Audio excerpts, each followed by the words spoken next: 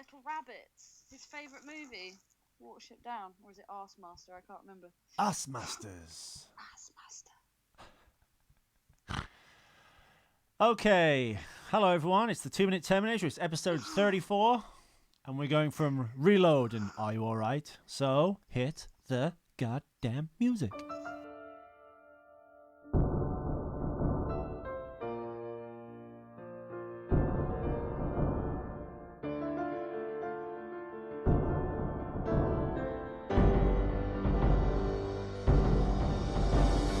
Watch out for machines, they're unstoppable.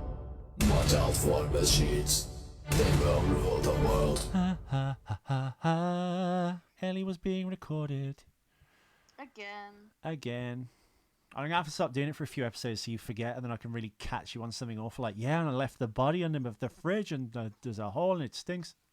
Why can we do it to me and not to you, though? If I mentioned anything in a Because I'm in control. We get really annoyed and pissed off. Yeah, but I'm in the... I've spent like an hour editing that now. Yeah, it's because you have these, like, you say things that could get the show taken off iTunes. Damn it! So, Won me over with Huxley. have you got your things keyed up, Ellie? Yes, I've had them keyed up for the last 40 minutes, Ethan, but you've been sending me tumblers. Oh, listen, everyone, the best tumblers ever. Yeah, tell them what they are. All of them. Wig and gaping anuses, cuckold porn. What is it? What else is there? Puffy nipples. All tumblers are so weird. They're like very site specific, aren't they? Lots of two dudes rubbing, like wanking each other's dicks off together and coming over each other's dicks. No, like, there's more than that though. Here we've got unusual tits Tumblr. Unusual tits. Oh my god. There's so many like weird fucking Tumblrs. It's incredible. This is hilarious. Areola Tumblr. Areola Tumblr. Talking pussy Tumblr. Is there a Huxley pig Tumblr? No. Know. You know what? Let's type it in. We will get to the Terminator in a minute. Hang on. Let me type that in. Let me turn up the speakers off for the listeners. Always thinking of the listeners. Have you got your 2 minutes ready? There is, in fact, a Huxley pig Tumblr. Put it on the page. Having said that, it's just weird memes and graphics and things. It's not really Huxley pig, so they lied to us. Oh, they lied to us. The truth. Yeah, no, it's yeah. Anyway, do we have mailbag? We do. It's on Facebook. It was for actually the episode 32. So if you can, shall I read it out? Of course. Okay. It'll give me time to queue up the clip. Ethan, you're terrible. Okay. So yesterday at 2:50, Spoldner wrote to us. Hello, Spoldner, once again. You trooper, you. Hi guys. No Brownings in the safe, although they are very respectable pistols, and their rifles are even better. And don't even get me started on their heavy weapons. Chad. Just a quick note, Ethan, you've been watching way too many conspiracy theory documentaries. This is going to be a whirlwind of a podcast. The federal government here isn't as Gestapo-esque as you think it may be. Yes, it is, and you know it's Baldwin. We have federal and constitutional laws preventing the government from kicking down doors whenever they please. Oh, no, well, yeah, okay, carry on. I addressed this kind of on the page, because I wrote in a comment, the thing I was referring to is the Culture High documentary, where when it's like marijuana and small drug offences, they can in fact do that because federal law overrides state law, so they can literally go in and seize everything you've got, shoot your dog, etc. I should have been more specific in my description, Spaldner. I apologise. I know they can't just kick in. Throwing out facts there willy-nilly. Of course. Especially considering our biggest listener's American. What do you mean by biggest? How dare you? Well, he's your biggest fan. Yeah. Look at all the stuff he writes, man. He's 8 feet tall. He's got a pituitary gland problem. Hey, we can't all have amazing genes like you, fucking Mr. Half face melt man. You have to be committing some serious crimes for all of a kind of that kind of stuff, for that kind of stuff to happen. Jesus Christ. Now, our fish and game departments, park rangers, officers and such, they're the ones who seem to have the most power. Shoot too many deer during hunting season and you could be in a world of hurt. What if you've got a bear growing weed for you in your house illegally? That would be amazing. It's like Ted, really, isn't it? Yes, sir. Mark Wahlberg had one. Where was I? Smokey the Bear built himself one hell of an army. And you need not worry about healthcare here in the States. Most everyone has health insurance for those occasions where you flatten yourself on the road while riding. Depending on where you work, our employers provide it, and we now have the Obamacare that you mentioned, which provides everyone a source of health insurance. And in an instance, for someone like you or Ellie, who would be over here and get hurt and not be insured, you'd still be treated, and basically the hospital would have to eat it. Yeah. I don't think they would, though, because I thought if you got into an accident, they'd treat you and stuff, but then they'd slap you with a massive bill. And everyone complains about Obamacare, even though, yes, it's a good idea because it's essentially kind of like a national health. But the big pharma companies that control like the insurance and stuff, where they charge you so much money, which is like crippling to people, these like medical things. I don't know. Everyone I know in America pays like massive amounts of money per month for health insurance, and it's crazy. Hey, but that's how it goes. Yeah. I wonder what Spaldner thinks about Bigfoot. He probably thinks it's horseshit. Spaldner, what do you think about Bigfoot, dude? Talk to me. He can't answer you. I'll be intrigued. Well, no, but he'll write on the wall. The writing's on the wall. Right on my furry wall. Sam Smith's Writing on the Wall Spectre song is out. Fuck Sam Smith. Fuck Sam Smith. Sorry. Carry on. It's really bad. It's not a good song. No, I just hate Sam Smith. I imagine 90% of people, quite rightfully so, think Bigfoot's a bunch of horseshit. I love Bigfoot. He's real. Didn't you meet Sam Smith the other week? I did. He was quite nice. Quite nice? Well, I didn't, he seemed very nice. He was a bit drunk, Well, what do you want me to say? He took me to Nando's and we went bowling. Oh my God! Did you get points? Have you got your whole chicken yet? I think I'm 2 off a whole chicken. There's a great. Yeah, I thought if every £7 you spent, you got a point. But I bought a whole chicken with 4 sides, and I only got 1 little chili instead of 3. Mm. So it's every visit you only get 7, which is fucking bullshit. They're being Jewish with their points. You're like Nando's biggest fan. You should eat there for free, at least once a month. Maybe they could give you like a chicken suit and you can stand outside and get punters in. Roger Moore, Sam Smith World. This is Sam Smith's Twitter. I'm just reading the tweets. It says Roger Moore has said, right, this is Roger Moore's tweet, at Sam Smith World has delivered a very haunting and wonderfully orchestrated Spectre theme song. Well done. Now, Roger Moore, I think, is 88 or 89 years old. Do you think he does his own Twitter? No. Do you think because Roger Moore once played everyone's favourite, shut up everyone, James Bond, do you think this is some kind of thing marketing has done to unite the Bonds in this song because everyone thinks it sucks? Blatantly. It's all a conspiracy. That's what I think, anyway. I think the song fucking sucks. Hoo-ha! Yeah, I don't like it. I just think it's really... There's nothing to it. I don't know why they always have to... Why does every Bond movie now have to have some celebrity singing its like main theme? Why can't it just be music? Well, the only Bond theme that doesn't have a vocal on it, strangely, is Her Majesty's Secret Service with George Lazenby. But people would argue that is one of the best James Bonds.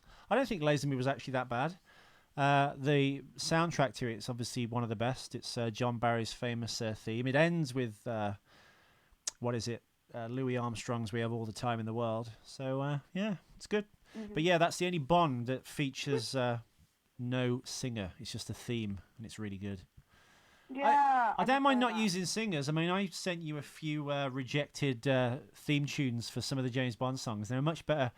That song I sent you for Quantum of Solace, not the Shirley Bassey one. There is a Shirley Bassey one, listeners, but there's one by some other Ava, someone who I've never heard of. But that song's actually really good. Admittedly, that's a demo that you heard. But if I had a few layers of orchestration on it on top, it would be good, I think. It was much more Bond sounding than the Jack White Alicia Keys thing, which most people widely consider to be the worst or one of the worst. Yeah, that wasn't. Yeah, it wasn't Bond at all. The reason we aren't talking about Terminator very much in this episode, Bond listeners. wrong. The reason we're not talking about Terminator very much in this episode, listeners, is because literally I've got one fact attack, and then it's just people driving in a car. Although we can discuss some of the performance awesome. because, Sarah reaches out to John, of course, and check if he's got any holes in him. He's like, "I'm fine, Mom," and then she's like, "You can't risk yourself, even for my saggy old face." Although, you know what, it does feature in this episode, which I mentioned last episode quite wrongly, when John tosses the piece of the T-1000 hook out of the trunk of the car. Why the T-1000 doesn't turn into John, because it's sampled him through touch now, or that tiny little piece should have been like the Thing trying to attack them in the car. Yeah. Like a I wonder miniature which part of him T-1000, like tweeted. Army of Darkness with Bruce Campbell. Yeah. Get your I wonder stinking when's bones that out of my movie coming body. out, by the way? Huh? The Evil Dead When's series? that new movie coming out? Evil Dead versus Ash. Well, that's Yeah. a series on Stars, so it's coming out, I think, soon.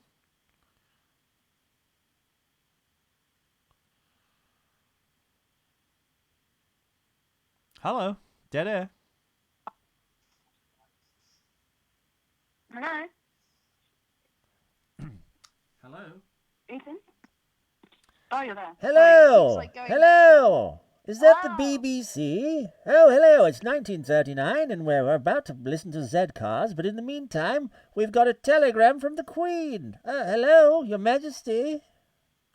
Hello? Why do we have the Queen's speech on fucking Christmas? I don't know.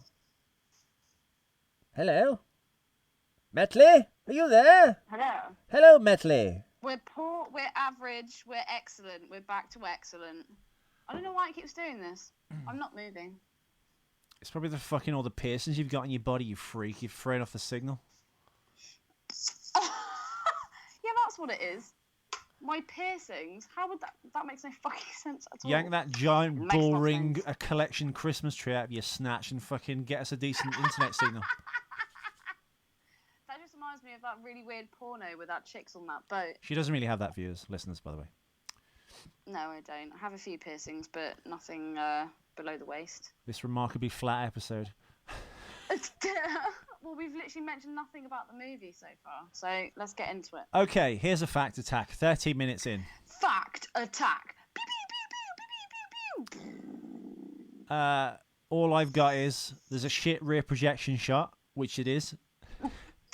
And second, John thinks he's being hugged, but then it turns out she's checking him for injuries. What a bitch. That's all I have. That's chicks all over, man.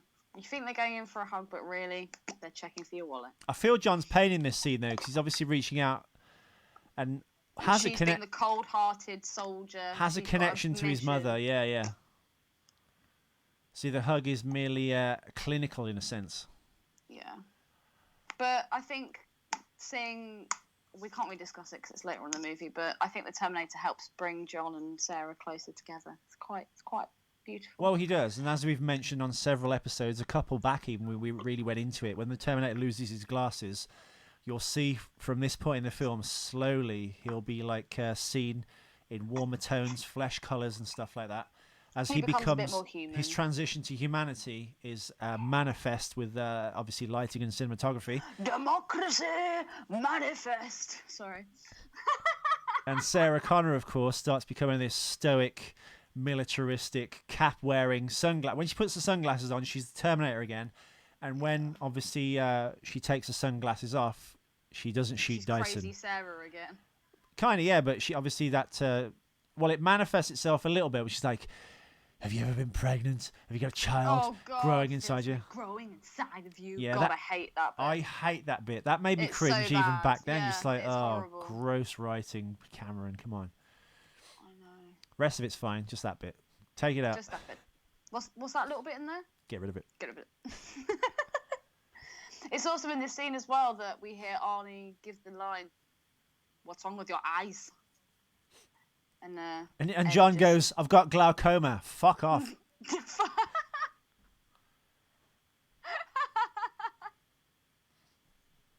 Oh, I thought he'd been sucking off his step-parent's dog because he's all like troubled and that, and got it in his eye.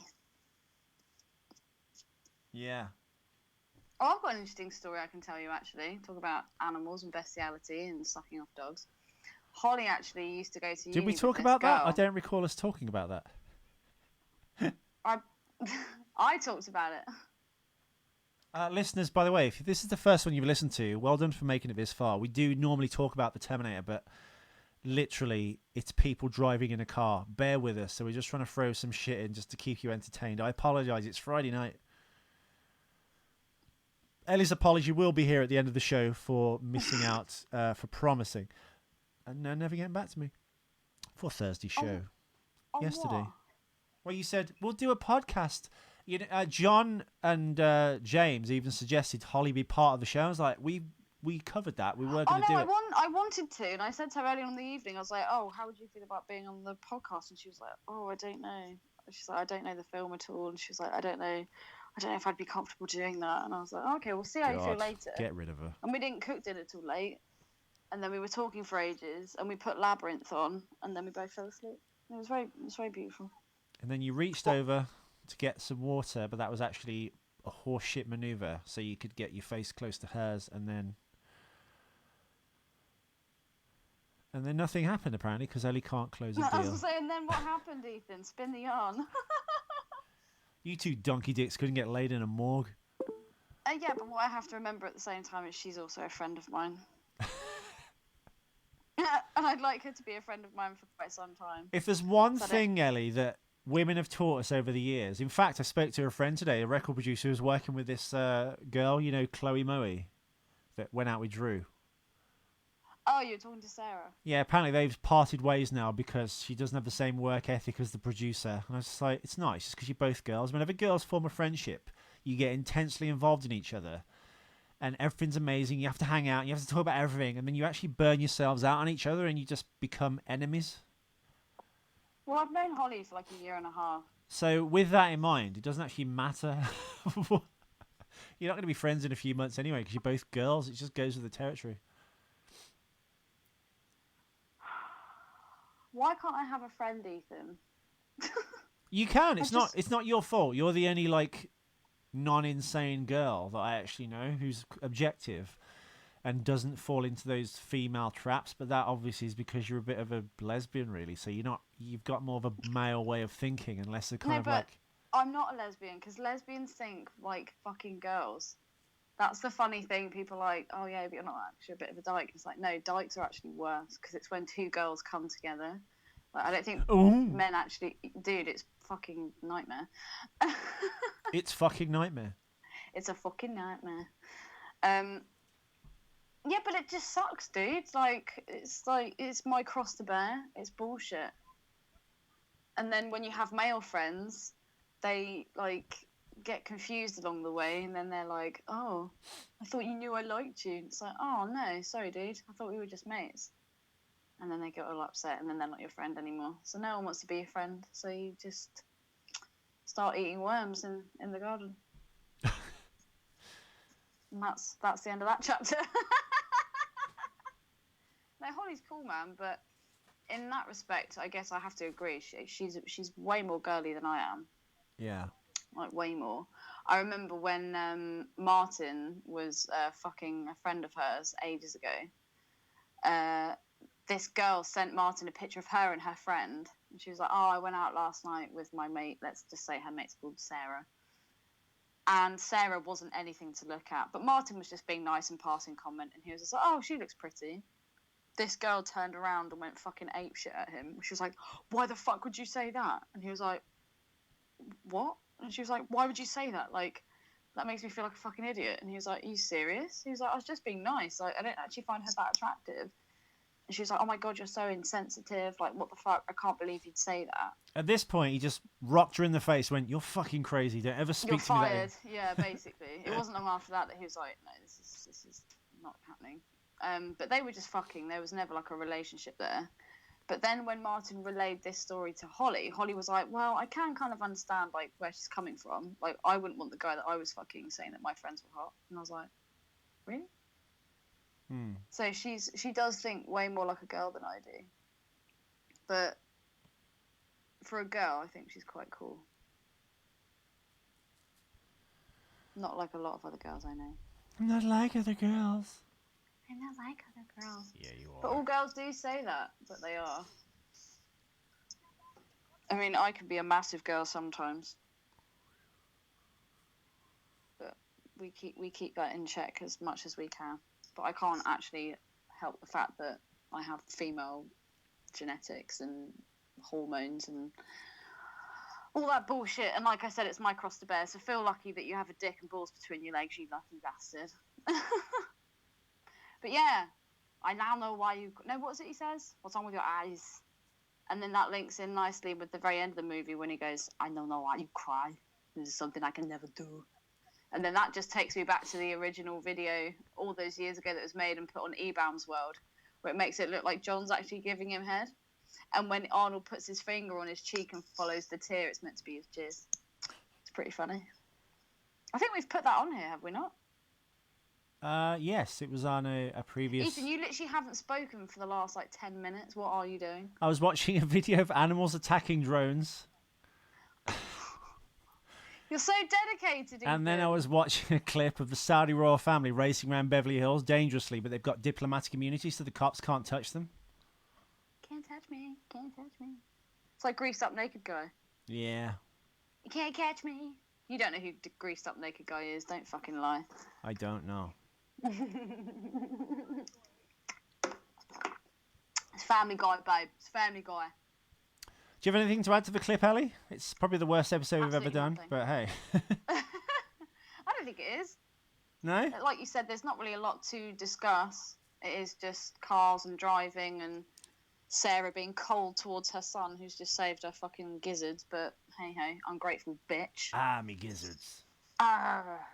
It's time to take the plunge and end the episode.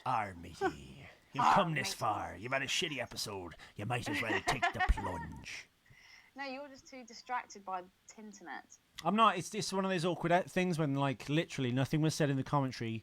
Nothing of note came up in the notes. And it's literally them driving. The only thing is the glaring thing that goes through all of Terminator 2 is these awful rear projection shots. You know what? I'm going to take back a little bit of that because the nighttime scenes aren't as bad. The real bad one is the kind of thing when they're in the storm drain and he picks him up and puts him on the bike and stuff, and it's oh yeah, and it's like a slow-mo and it's all kind of montagey, and there's like a slow motion jump and high five, and she's looking on thinking, "Oh my God, he's the father that John never had." It's the gay bonding moments. Do they throw that in for the girls? I don't get it. Yeah, maybe.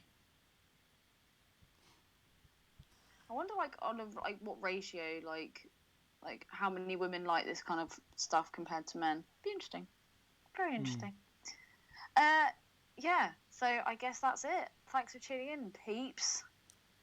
Keep sending in your artwork and your questions and your gun knowledge. We are getting close to the 100th episode, by the way. OMG. I get it? I think we're on 95 right now, so... oh my God, and I'm on low battery. Fuck. Couldn't have come at a better time. Get to the charger! Genuinely on low battery. I'm so amazed that I can actually... Hasta la battery. Hasta la battery.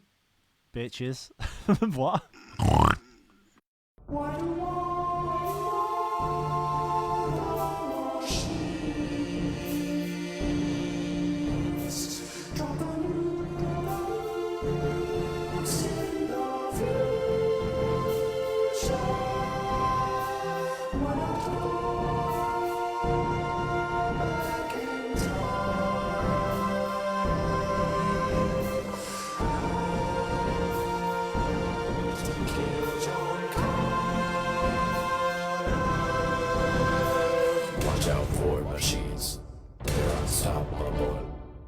out for machines.